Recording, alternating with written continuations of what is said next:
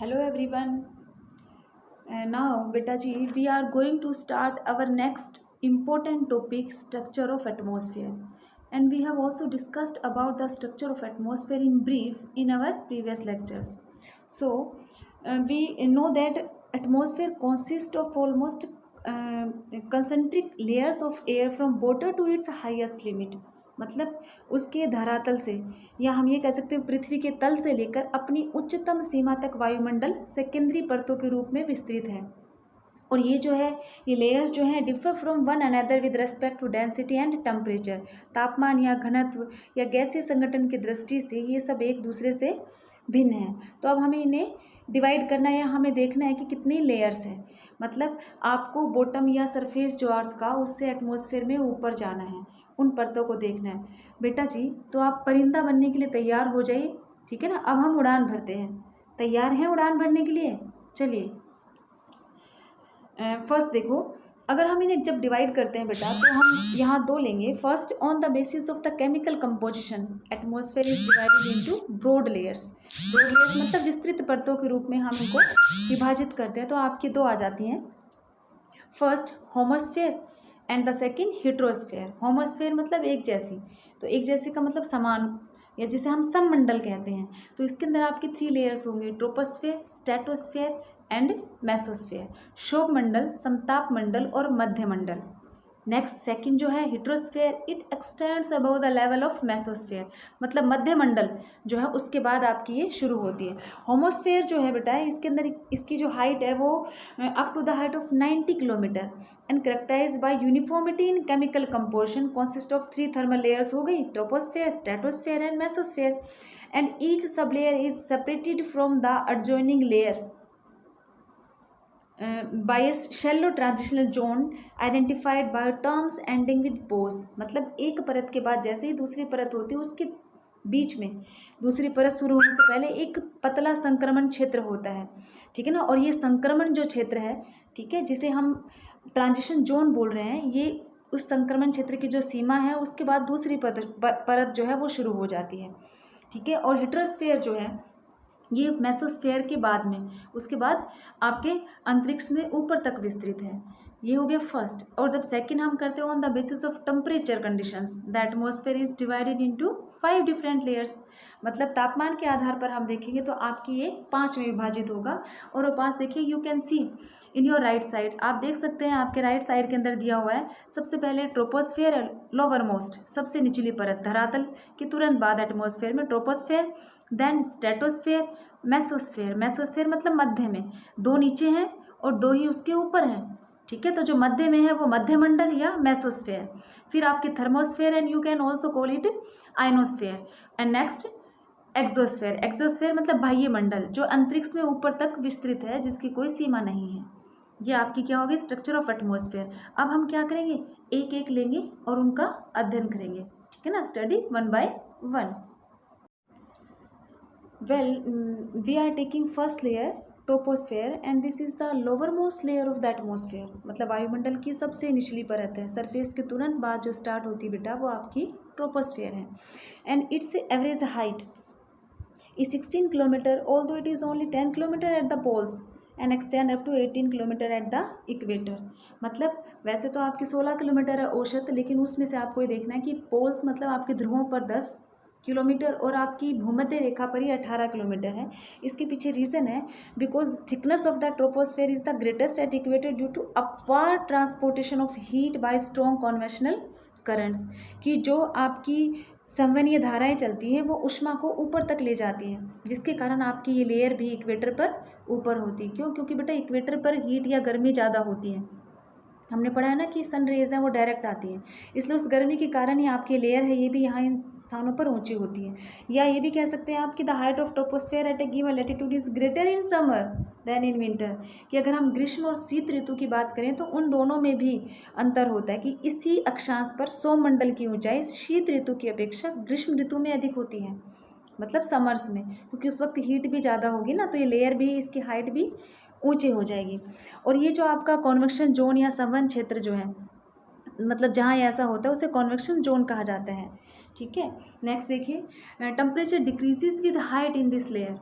कि जैसे जैसे आप ऊंचाई पर जाते हो टेम्परेचर डिक्रीज़ होता है, पर कितना, देखिए 165 मीटर आप अगर ऊंचा जाते हो तो डिक्रीज़ होगा 1 डिग्री सेल्सियस, मतलब 165 मीटर की ऊंचाई पर जाने पर 1 डिग्री सेल्सियस तापमान कम हो जाता है, और इसे तापमान की सामान्य ह्रास दर या फिर इसे नॉर्मल लैप्स रेट कहा जाता है। आप ये भी कह सकते हैं कि 100 मीटर की ऊंचाई पर 0.65 डिग्री सेल्सियस टेम्परेचर डिक्रीज़ होता है, ठीक है, जिसे हम नॉर्मल लैप्स रेट कहते हैं।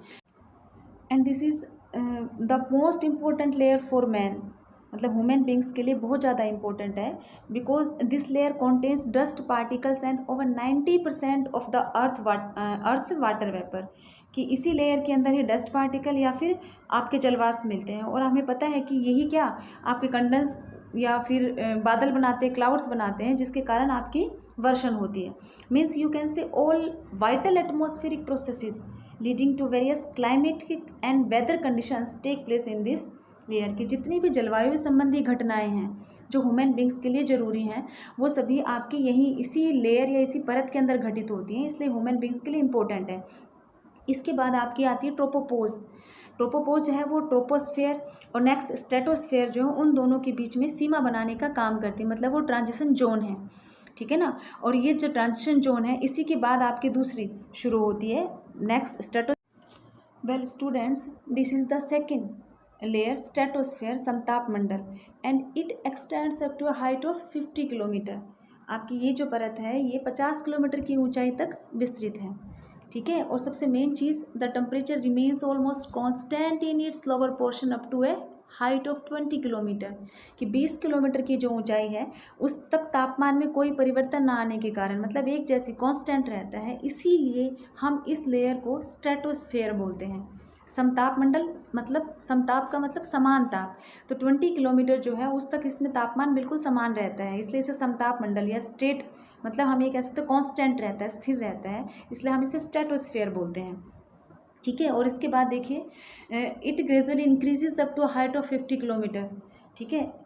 अब दिमाग में रखिए बेटा, इससे पहले आपने किया था जो ट्रोपोस्फेयर में हमने कहा था टेम्परेचर डिक्रीज होता है ना, जैसे जैसे हम ऊपर जा रहे हैं, ठीक है, तो तापमान घटता जा रहा है, लेकिन इसमें अब हम क्या कह रहे हैं, अब तापमान बढ़ना शुरू हो गया है। 20 किलोमीटर तक तो एक जैसा, उसके बाद धीरे धीरे क्या है वो बढ़ना शुरू हो गया, किसके कारण, ओजोन लेयर के कारण, क्योंकि इसी लेयर आपकी जो समताप मंडल या आपकी जो स्ट्रेटोस्फेयर है, इसी के अंदर आपकी क्या ओजोन गैस है, ठीक है ना। हमने ये पहले भी पढ़ा था कि which absorbs sun's ultraviolet rays, so the temperature rises to about 0 degree Celsius at the upper limit of stratosphere, that is at the level of tropopause, and there are particularly no clouds, convection currents, thundering, lightning, water vapors, dust particle etc in this layer।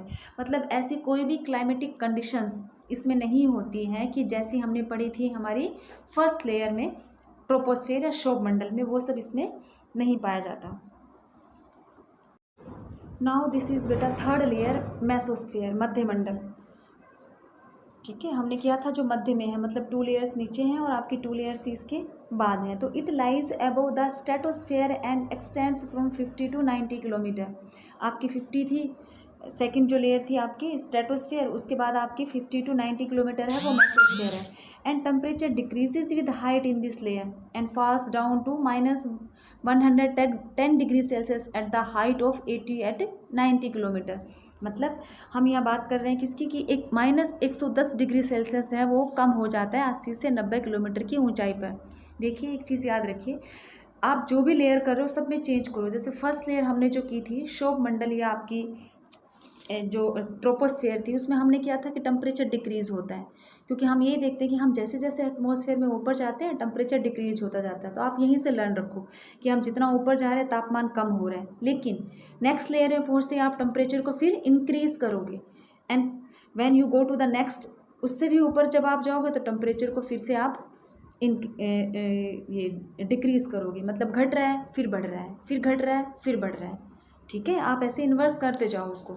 तो ऐसे इसमें याद रखना कि इसके अंदर आपका temperature है वो फिर क्या हो रहा है, कम होने लगता है, जो आपका इससे पहले वाले के अंदर बढ़ रहा था ना ओजोन लेयर के कारण, और फिर घट रहा है। और the upper limit of mesosphere is known as mesopause, और इसकी सबसे ऊपरी सीमा है वो आपकी मध्यमंडल सीमा कहलाती है, जैसे आपकी उसमें ट्रोपोपोज थी।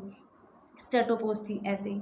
इसके नेक्स्ट जो है वो आपकी आयनोस्फेयर है, जिसे आयन मंडल कहा जाता है, क्योंकि इसके अंदर आयंस बने होते हैं, ठीक है ना, जो आपके इलेक्ट्रिकली चार्ज पार्टिकल्स होते हैं, मतलब विद्युत आवेशित कण होते हैं, और इन्हीं के कारण आपकी पृथ्वी से प्रेषित रेडियो तरंगे जो है वो परावर्तित होकर वापस आती हैं, आपकी जो ये काम करते हैं टीवी वगैरह या इंटरनेट वगैरह सब। तो waves transmitted from the earth are reflected back to the earth by this layer and it extends from 100 kilometre to 400 kilometre and it lies above mesosphere.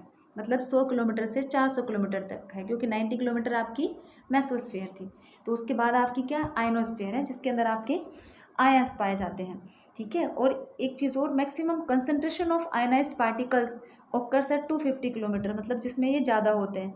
और यहीं से आपकी जो वेव्स हैं transmitted from the earth are reflected back to the earth, यहीं से आपकी परावर्तित होकर, मतलब इसी आयन मंडल में यहीं से जो आपके कण हैं वो परावर्तित होते हैं, ठीक है। और ये धूल कण अंतर्विराम पर चादर के समान एक प्रकाश फैलाते हैं, जिससे उत्तरी गोलार्ध में अरोरा बोरेलिस तथा दक्षिण गोलार्ध में अरोरा ऑस्ट्रेलिस कहा जाता है। दोनों में अलग अलग है। ये आपका था आयनोस्फेयर। और आयनोस्फेयर के बाद में आपका एक्सोस्फेयर आता है, आयन मंडल के ऊपर, मतलब आयनोस्फेयर के, जिसे हम थर्मोस्फेयर भी कहते हैं, इसके बाद आता है। और ये अंतरिक्ष में ऊपर तक फैला हुआ है, ठीक है ना, जिसे हम बाह्य मंडल कह रहे हैं। इसके बाद आपकी वायु है बहुत ही विरल हो जाती है और बाह्य अंतरिक्ष के अंदर वो धीरे धीरे विलीन हो जाती है। मतलब 400 kilometre is known as the anthrosphere. Look in this diagram बेटा, देखो this is also given in your book. First आपकी जो लेयर है ट्रोपोस्फेयर है, ठीक है ना। हम देख रहे हैं कि वो एक साइड है, मतलब आपके लेफ्ट साइड में 10 किलोमीटर दी हुई है हाइट और आपके राइट साइड में 18 किलोमीटर दी हुई है। तो 10 किलोमीटर जो है वो आपकी पोल्स पर है बेटा, और जो 18 किलोमीटर है वो आपकी इक्वेटर पर है, ठीक है, ट्रोपोस्फेयर के अंदर। और देखिए 10 किलोमीटर पर -45 डिग्री सेल्सियस टेम्परेचर है, और ऐसे ही आपके जो राइट साइड में है -80 डिग्री सेल्सियस टेम्परेचर डिक्रीज, मतलब विद हाइट आपका टेम्परेचर डिक्रीज हो रहा है, ठीक है, घटता जा रहा है। नेक्स्ट ट्रोपोपोज के बाद स्ट्रेटोस्फेयर, ठीक है। और स्ट्रेटोस्फेयर में देखो लेफ्ट साइड में 50 किलोमीटर के पास आपके जो है, देखो एरो जो बता रहा है वो आपका क्या कांस्टेंट को बता रहा है, ठीक है ना, जिसके कारण इसका नाम क्या है आपका स्ट्रेटोस्फेयर है, जिसे हम सममंडल कह रहे हैं। इसमें क्या हो रहा है, टेम्परेचर इंक्रीजेज विद हाइट। अब तापमान बढ़ रहा है, पहले घट रहा था ना, अब आपका टेम्परेचर है वो इंक्रीज हो रहा है। और यहाँ पर आपका क्या है 0 डिग्री सेल्सियस, ठीक है ना। After 50 kilometre you come to the next mesosphere पर आ गए हैं, ठीक है ना, मध्य मंडल है। और इसके अंदर फिर से टेम्परेचर डिक्रीजेज विद हाइट, तापमान फिर से आपका घट रहा है, ठीक है, मतलब डिक्रीज हो रहा है। और 80 किलोमीटर तक है -100 डिग्री सेल्सियस, बोथ साइड, दोनों तरफ देखिए, आपके लेफ्ट भी और आपके राइट भी 100 डिग्री सेल्सियस है, ठीक है। नेक्स्ट आपके है आयनोस्फेयर, या जिसे आप थर्मोस्फेयर भी बोलते हैं, रिफ्लेक्टेड रेडियो वेव्स, मतलब जिसे आयन मंडल हम कह रहे हैं। इसमें फिर टेम्परेचर इंक्रीजेज विद हाइट, ऊंचाई के साथ तापमान आपका बढ़ रहा है। और इसके बाद आपकी एक्सोस्फेयर है, अंतरिक्ष के अंदर जो विस्तृत है ऊपर तक, और temperature more than 100 degree Celsius. अब देखिए आप इन लेयर्स के अंदर देख रहे हैं, सबसे पहली जो है 18 तक तो आपका temperature decrease, then increase in next layer, and in next layer it is also decrease, and then it again increase, मतलब घट रहा है फिर बढ़ रहा है फिर घट रहा है फिर बढ़ रहा है। तो आप ऐसे लर्न रखिए इसको विद डायग्राम, ठीक है ना। और इसके साथ साथ ये भी कि कितने किलोमीटर तक, तो फर्स्ट आपके 10 to 18 है, उसके बाद 50, ठीक है, फिर 80, फिर आपकी 400। तो ऐसे आपकी क्या ये सारी परतें हो गई, कहाँ, धरातल से, सरफेस से और अंतरिक्ष की तरफ। मतलब जैसे जैसे हम ऊंचाई पर जाते हैं वैसे वैसे इन परतों के अंदर आपका वायुमंडल विभाजित है, जिसे हम क्या कह रहे हैं, स्ट्रक्चर कह रहे हैं, या हम ये भी कह सकते हैं कि लेयर्स ऑफ द एटमॉस्फेयर, वायुमंडल की परतें। सो बेटे this is the last and very short topic of this chapter, elements of weather and climate, ठीक है ना, वायु मौसम तथा जलवायु के तत्व। अब देखो हमें इसमें देखने की बहुत सारे, देयर आर सो मैनी ये एलिमेंट्स हैं, temperature, pressure, wind, moisture and precipitation, ठीक है। लेकिन these are called elements because they are the ingredients out of which various weather and climatic types are compounded, ठीक है, जिनके बारे में हम करेंगे आगे डिटेल। इन एलिमेंट्स के बारे में आएगा कि तापमान, ठीक है, प्रेशर हो गया बेटा आपका दबाव, विंड हो गया पवन, मॉइस्चर हो गई आर्द्रता, प्रेसिपिटेशन वर्षण, वर्षण का मतलब वर्षा या रेनफॉल नहीं होता। प्रेसिपिटेशन का मतलब वर्षण कुछ भी, वो स्नो भी हो सकती है, वो रेनफॉल भी हो सकती है, हेलफॉल भी हो सकती है, ठीक है ना। मतलब कोई भी चीज़ बरसना, चाहे वो पानी की बूंदों के रूप में हो, आपके वाटर ड्रॉप्स भी हो सकती है, वो ओस की बूंदें भी हो सकती हैं, वो बर्फबारी भी हो सकती है, या वो ओलों का गिरना भी हो सकता है। तो these all are include in the precipitation. इन सबको हम वर्षण के अंदर शामिल करते हैं। लेकिन इनमें सबसे ज़्यादा इम्पोर्टेंट जो हैं, जिन्हें हम मेन या मेजर एलिमेंट्स बोलते हैं क्लाइमेट के, वो आपके दो हैं, टेम्परेचर एंड प्रेसिपिटेशन, जो आपके इसमें मैंने अलग से ही दिखाए हैं। तो तापमान और वर्षण जो है वो मुख्य तत्वों में आते हैं जलवायु के। तो बेटा ये आपका चैप्टर था। उम्मीद करती हूँ कि आप सबको अच्छी तरह समझ में आ गया होगा। फिर भी कोई परेशानी हो तो आप मुझसे पूछ सकते हैं। Okay, have a good day बेटा।